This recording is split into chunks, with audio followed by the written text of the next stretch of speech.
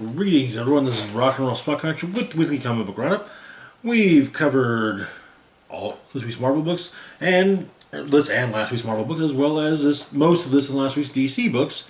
And now it's time to finish up this week's DC books with this and last week's DC Black Label titles. Now, for those unaware, I'm fairly certain I have brought some previously. It could simply be that maybe since I brought it up. DC Black Label is DC Comics' mature readers imprint, replacing Vertigo. It replaced Vertigo a few years back. While I was sad to see Vertigo leave, at the same time, Black Label does afford DC a little more, a bit more variety. Now they do still produce some content similar to what they produced under Vertigo. There's the Sandman Universe books, which are all under Black Label, but you also get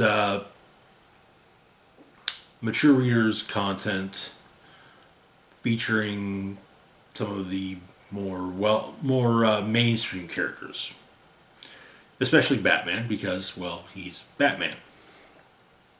Anyway, let's get started, shall we? Starting with, of course, Batman, the Impostor. So this is...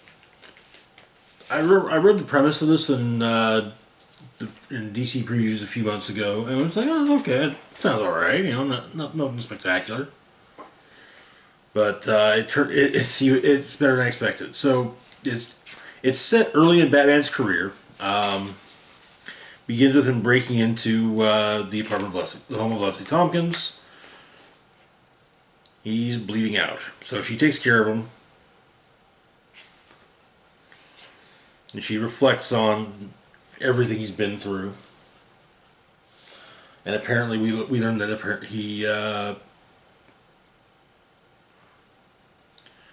he drove away Alfred. But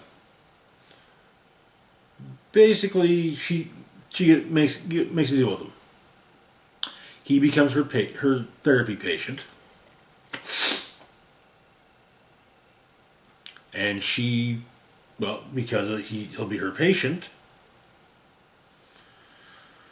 she can't. But she won't be able to, tell the police what. It's anything that's said between them is privileged information. So yeah, but if he misses a session, she will call the police. But so. He prevented a robbery while chasing the would-be robbers. He got stabbed in the side, and eventually made his way to Leslie's place. But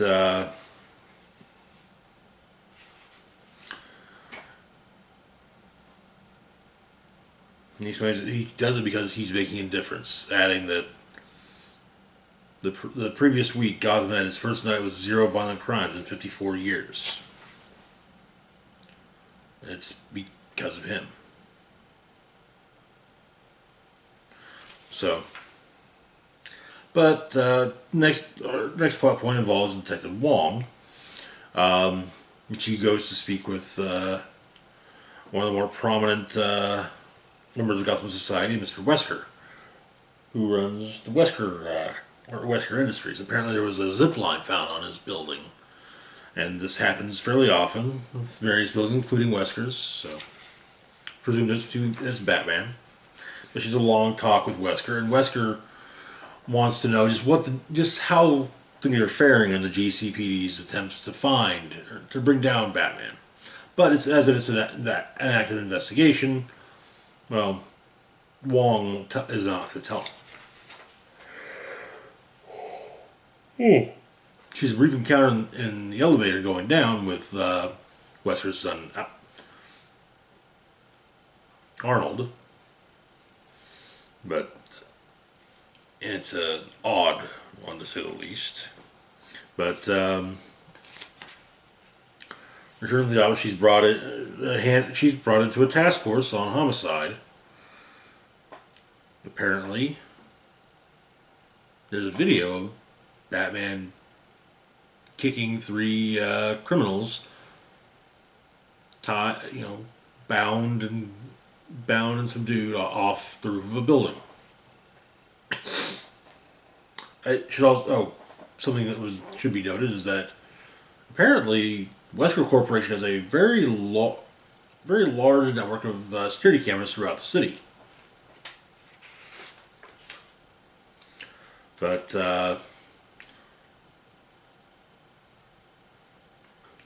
the officers in the task force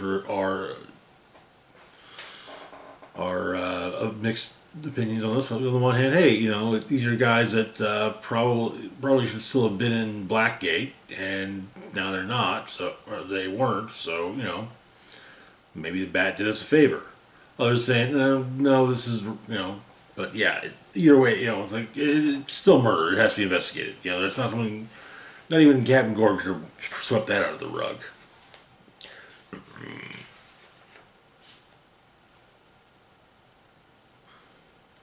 But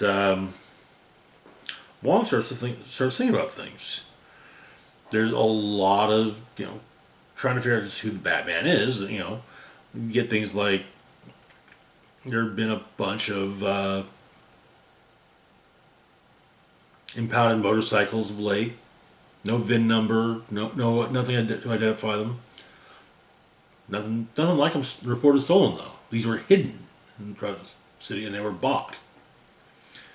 Kind of go, maybe the rich are starting to do some. The totally not corrupt rich are trying to do something about Batman, honing in on their other profits. But at one of their morning sessions, Dr. Tompkins asked Batman about the newspaper headline, Batman Kills.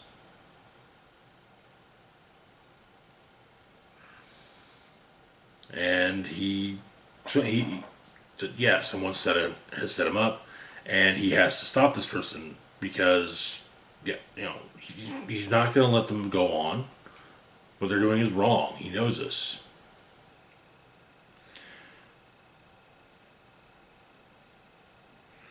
But he's been trying to find leads and,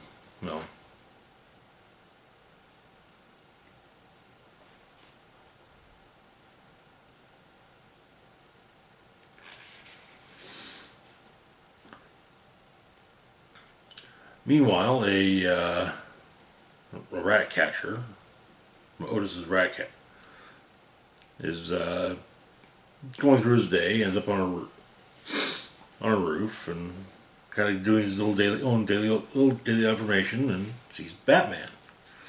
Apparently, Batman saved him, and he gets Batman has to use the sewers, and there are some tunnels that probably Batman, not even Batman knows about, the Ratcatcher knows about. So he'd love to show him sometime. He wants to help Batman, but so we get the investigation of the murders from being conducted by Detective Wong, and another one being conducted by Batman.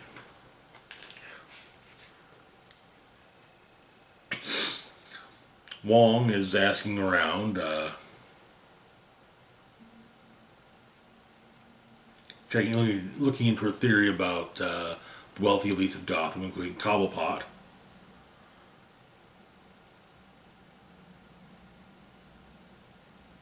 And,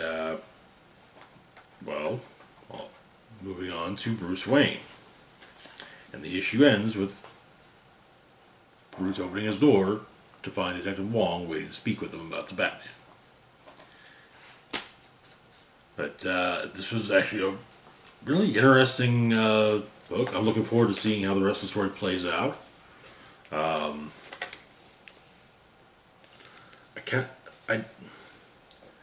The idea of Batman Bruce Wayne having had just this non-controllable rage that was so strong it even drove away Alfred is just kind of nuts, but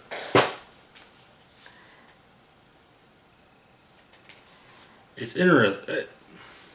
On the one hand, it's interesting to see the idea of, if Batman without Alfred, like in the early days. But at the same time, it's like if he's, if he still has the same moral compass, it kind of defeats the purpose of not having Alfred there. But still, it should be interesting to see how everything plays out. Which brings us to our next book, Batman Catwoman, number 8. Where we left off,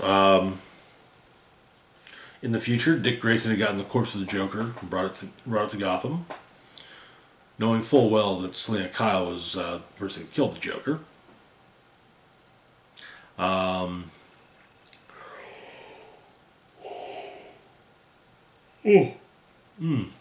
Excuse me.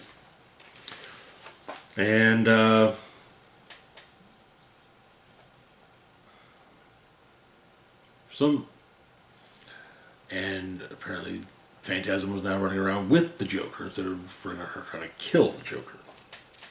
And the issue begins with the two of them showing up at a man's house on Christmas Eve, and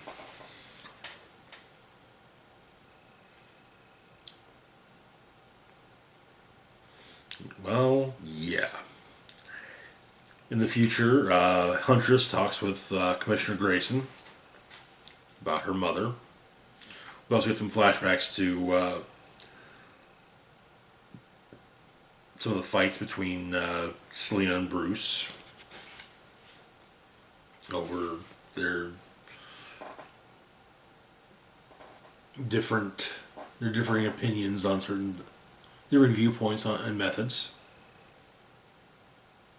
And the fact that Selina does view Bruce as being somewhat controlling, which is a fairly valid critique. But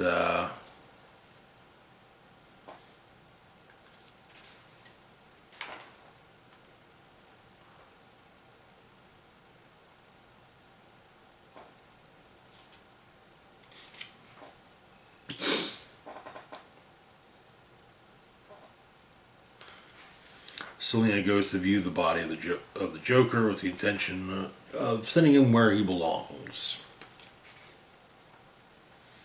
In the past, Joker and Phantasm, turns out the family have come to visit. Well, their son is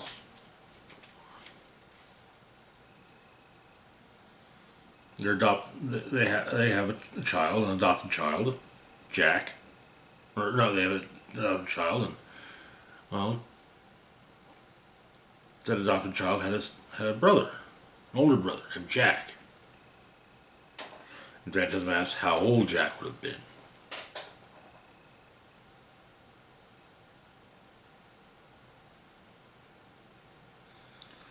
He would have been 14. And Phantasm explains that Jack was her son.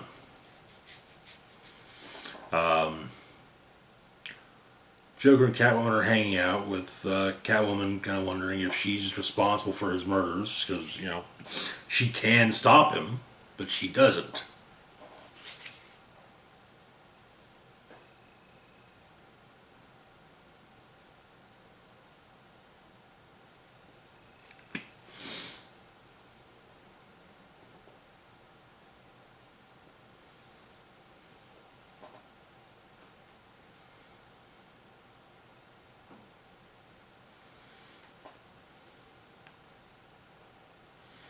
But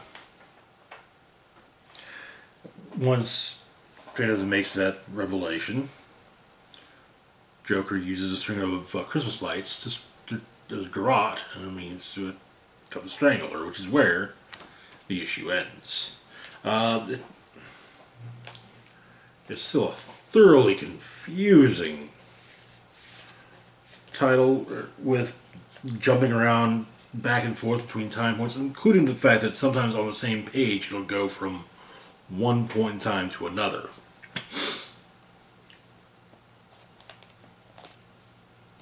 But moving on to our next book, we've got Batman vs. Bigby, A Wolf in Gotham, number 2. Where we left off, well, Batman had defeated Bigby, had taken down Bigby Wolf and took him into custody. However, there was Bigby was obviously Gotham investigating. This was investigating some killings. But we also met a detective named Maggie Grace, who seemed quite honored to work with Batman. The issue begins the morning after Batman has taken Bigby prisoner. Alfred wakes Bruce up. Apparently, the cave has been demolished.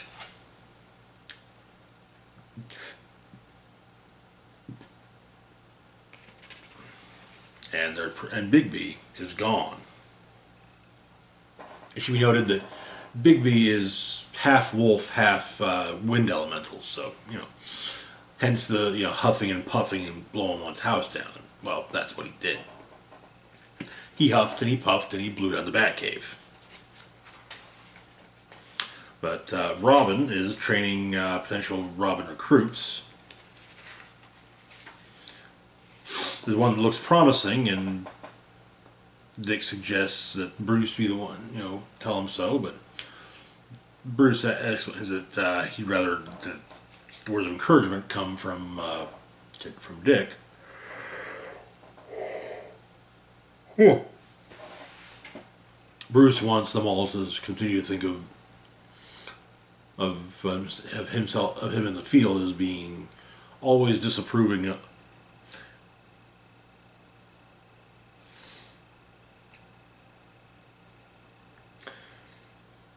But the only way he puts it is, better he thinks of me as the bad guy at first. You can only see his failings. So, but elsewhere in Gotham,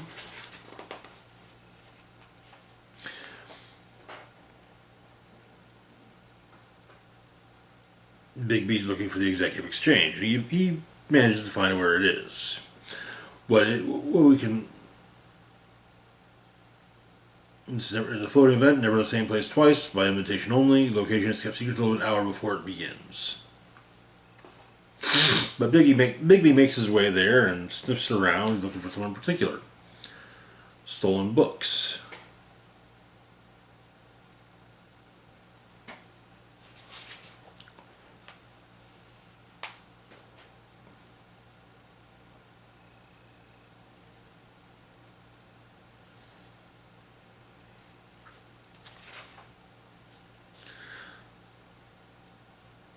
And later that night, Bigby goes to meet with Maggie Grace, who is revealed to be none other than Cinderella, a frequent intelligence operative of Fabletown. Yes, Cinderella. It's actually really cool in Fables.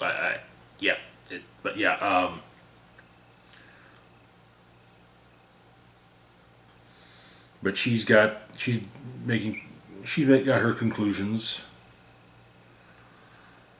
concerning Gotham. City politics is watching corruption from the top down, to most of the police force, cops on the beat, etc. Gordon is making headway in clearing out the rotten apples, and he seems to be something of a straight arrow.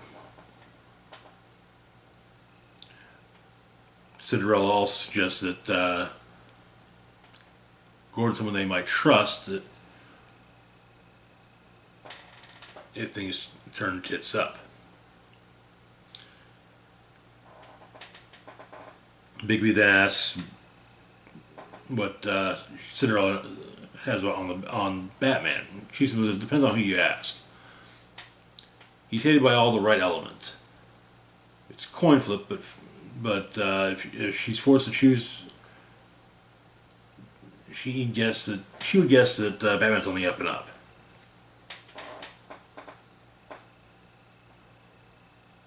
Molly Grace, not Maggie Grace. Molly Grace.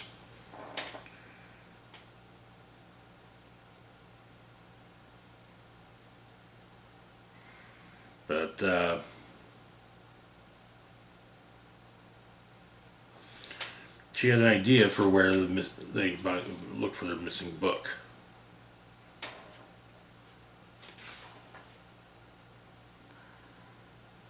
Maybe they should go where everyone's currently interested in books. So, Bigby shows up at City Hall and runs into Bruce Wayne and recognizes Bruce as Batman. The nose.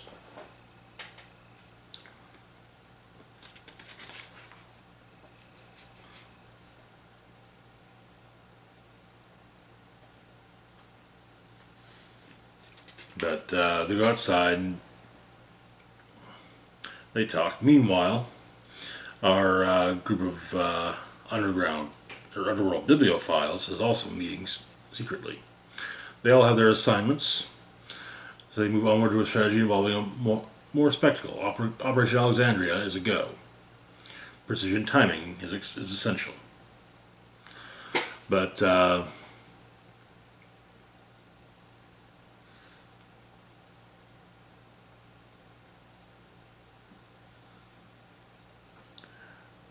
Bruce does give Bigby grief for destroying evidence in multiple ongoing investigations, very likely to result in a dozen criminals going free.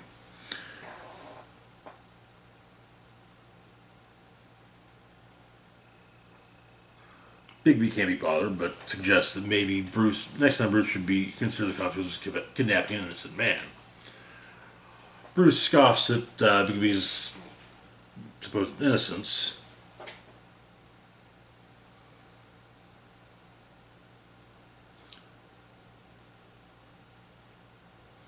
And he states that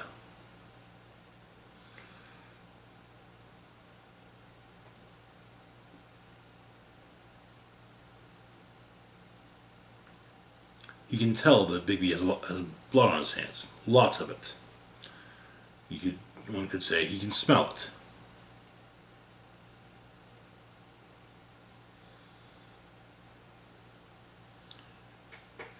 But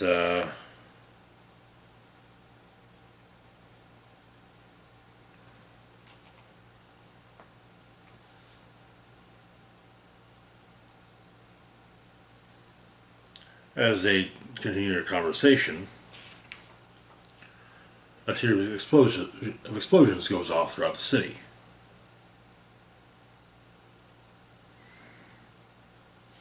That is where the issue ends.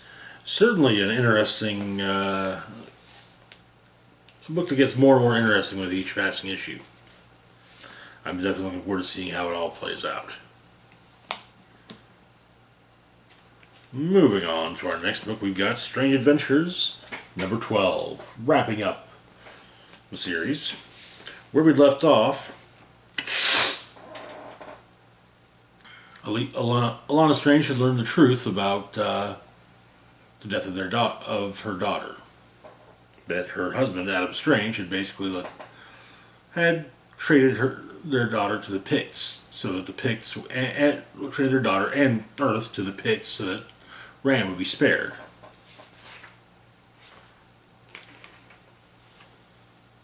And so her and Mr. Terrific go to speak with the Picts and negotiate the release of of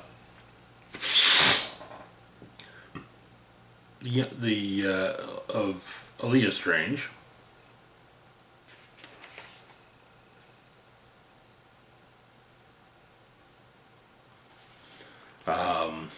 But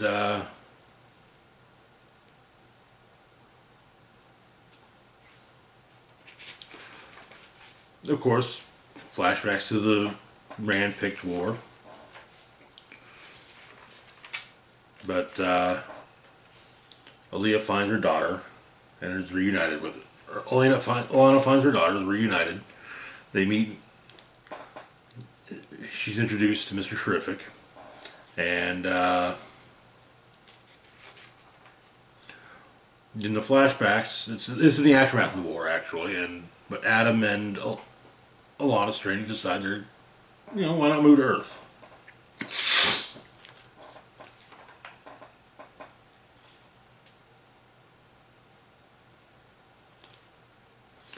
it turns out that the difference in the air quality between Earth and Ran is why Alana smokes, in part at least. But as she's planning to move back to Ran, she's going to have to quit. It's also recommended that she also tells Mr. Terrific that her daughter will be. She intends for him to look at her daughter. Terrific protests, but yeah, it. Alana makes a compelling argument.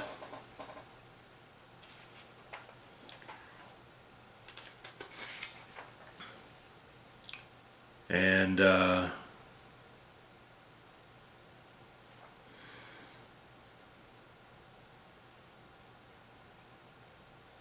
the official story is on what happened to Adam Strange is that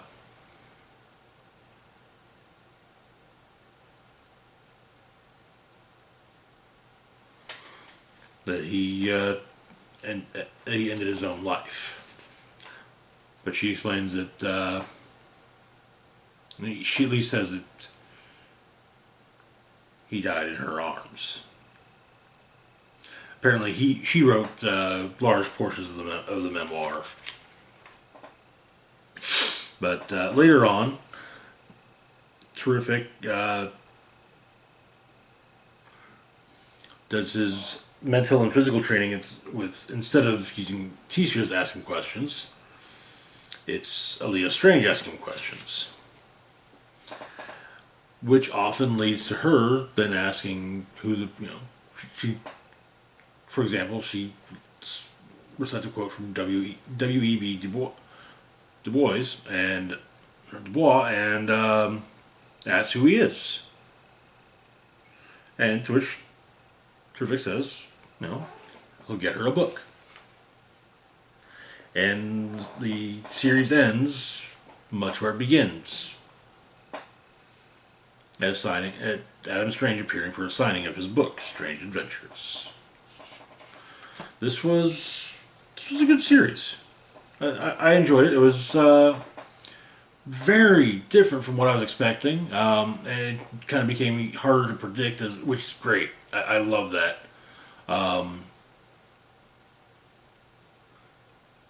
I honestly didn't. I expected Alana Strange to end up being more malevolent as the series went on and manipulative, but she was manipulated by Adam.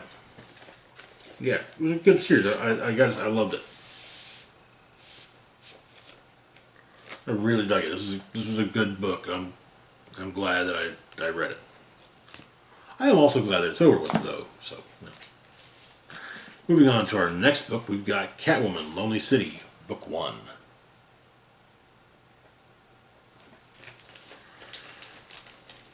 Yet another Catwoman in the future story. A future where Batman is dead. But Selena Kyle has been released from prison. Then begins with her swinging on a rooftop being fired upon by police wearing Batman-inspired armor. We had a flashback 3 days ago when she was released from prison. Harvey Dent is the mayor, and it's not a face never scarred Harvey. This is Harvey Dent, formerly known as the mob boss Two-Face. But apparently there was a storm that really tore up Gotham, and the building that she owned is still standing, but largely abandoned. And of course, in there is all of her old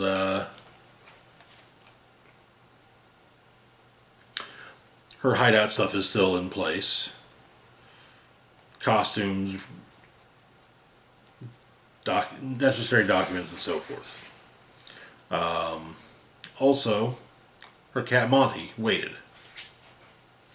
But she buys a dozen roses, takes them to Wayne Manor, lays them at the graves of Bruce, Alfred, and Dick, as well as a few others.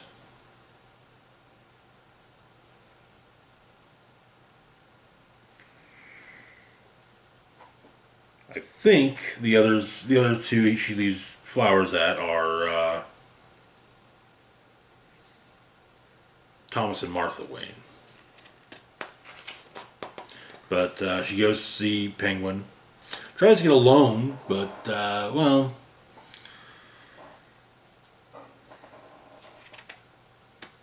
no, can't do that. But he tried. He suggests maybe she work in costume as a hostess at the casino while staring down her slightly open shirt. And she severs ties. But she also and later on she tries to see if she still can do perform some of the same activities she could as Catwoman. And yes, but not as well as she used to be able to.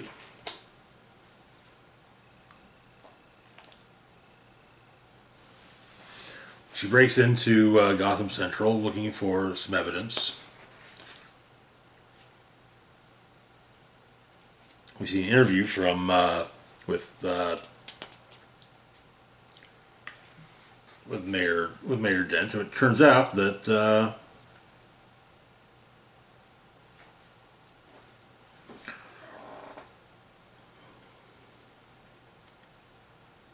Oracle, Barbara Gordon, is running against him.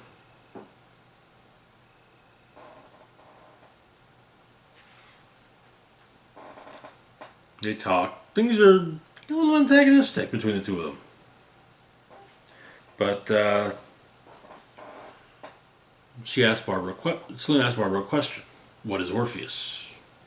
But before Barbara can answer, one of her campaign staffers asks a question. Well, Selena's gone. That night, Selena goes to the Stockpot Bar, which is run by Ma Hunkel.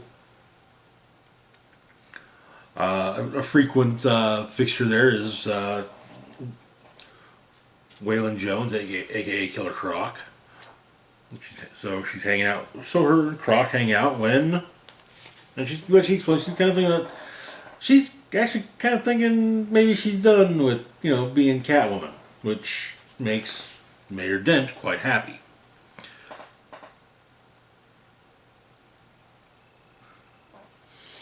So her and Dent talk a bit, but after he leaves, Selena suggests her and Croc team up.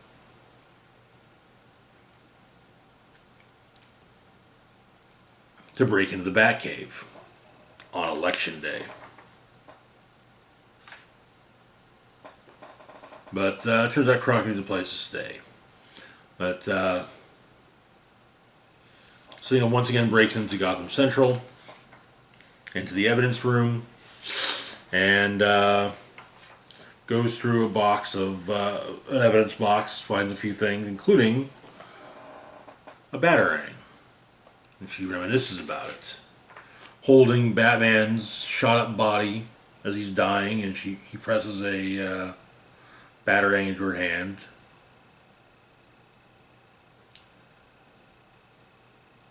And tells her to go to the cave and bring him the Orpheus and save the city. But the GCPD shows up, finds Catwoman on the roof holding a dead Batman, and figures, well, clearly she's to blame. More officers try to come up through the to the roof, or through the roof access, but the roof access has been wired to blow, and as they do, it does. So as they come through, it does. So, but she got Barbara a gift from the evidence box. Her father's pipe. And it turns out that the release of Selena Kyle was all a plan on Harvey's part to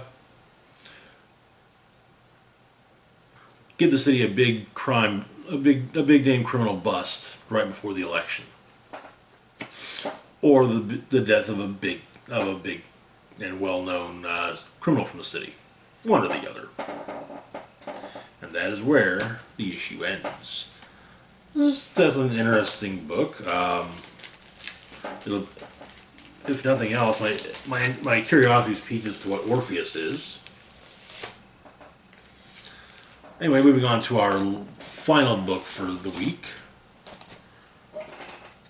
Refrigerator Full of Heads, number 1. So, some of you may remember, a few years back, there was Hill House Comics from DC Black Label. It's a horror line curated by Joe Hill, the son of Stephen King. One of the titles, in fact my favorite of the bunch, was a series entitled Basket Full of Heads. Well, this is a follow-up. So we begin in Lauren Valley, California, November of '83. The family is robbed by a group of mass assailants. They're looking for a Viking knife, and they find it. They stab the patriarch of the family with it, so he goes into a coma. Meanwhile, the rest of the family members are shot and killed.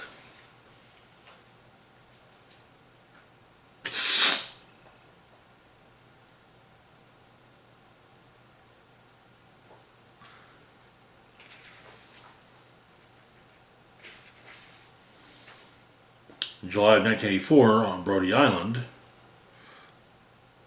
a couple, Ryder and her boyfriend, are arriving to, Ryder and her husband are arriving to rent one of the cabins.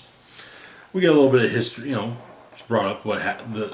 The incident with the sheriff, the former sheriff, is brought up, but there's a new sheriff who really just kind of complains that things are just too quiet.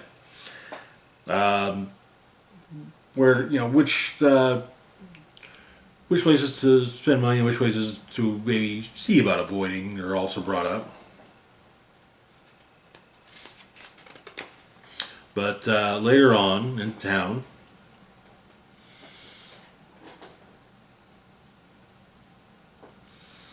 well,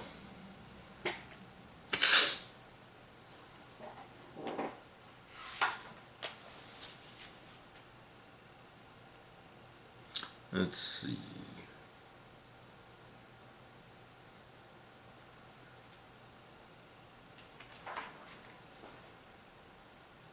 But crap on this friggin' name.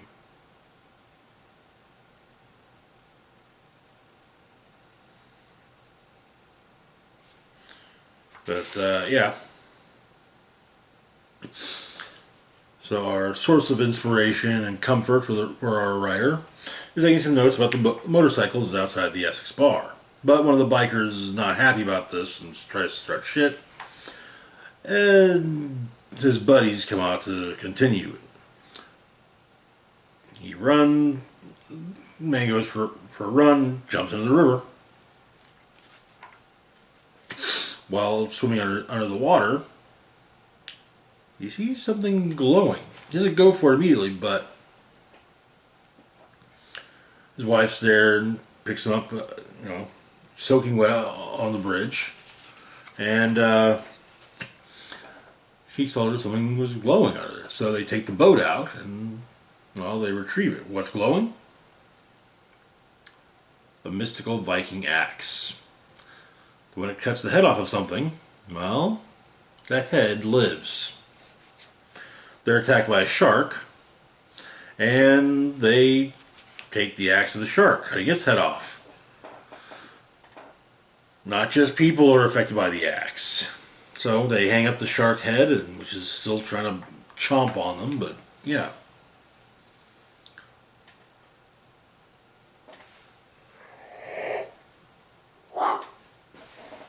And that is where the issue ends.